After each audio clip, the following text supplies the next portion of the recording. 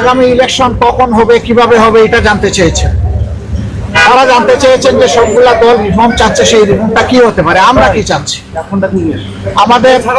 আমরা যদি আগামীতে দেশের দায়িত্ব পাই, তাহলে আমাদের ইকোনমিক পলিসি এবং ফরেন রিলেশনটা কেমন হবে, তারা রিজিয়নাল বিভিন্ন বিষয়ে, আঞ্চলিক বিষয়গুলো আমাদের কাছ থেকে জানতে চেয়েছে। আমরা এই সমস্ত বিষয়ে তাদের সাথে খোলামেলা কথা বলেছি। তারা মাইনরিটি ইস্যু নিয়ে কথা বলেছেন, তারা এখানে ওমেন্সদের রাইটস নিয়ে কথা বলেছে, তারা লেবার রাইটস নিয়ে কথা বলেছে।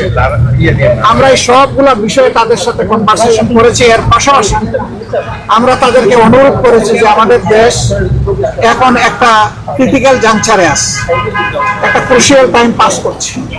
এই সময় আমেরিকার পক্ষ থেকে 37% ট্যারিফ ইম্পোজ করা হয়েছে, এটা যেন তারা পুনর্বিবেচনা করে। এবং আমরা অনুরোধ করেছি, আমাদের এই অনুরোধ তারা যেন পৌঁছে দেয়। আমরা জানি ইতিমধ্যে আমাদের সরকারের পক্ষ থেকে একই অনুরোধ ফরমাল চিঠির মাধ্যমে জানানো হয়েছে।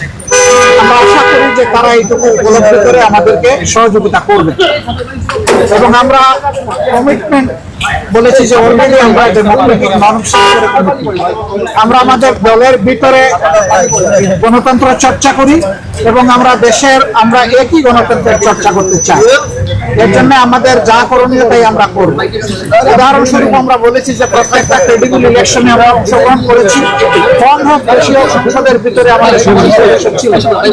At the same time election যখন বাংলাদেশে একবার মৃতপ্রায় হয়ে গিয়েছিল এরশাদ সাহেবের সময়, তখনকার আমি অধ্যাপক গোলাম আজম সাহেব ইলেকশনকে জীবন ফিরিয়ে দিয়েছিলেন কেয়ারটেকার সরকারের ফর্মুলা প্রস্তাবনার মাধ্যমে, যেটা পরবর্তী পর্যায়ে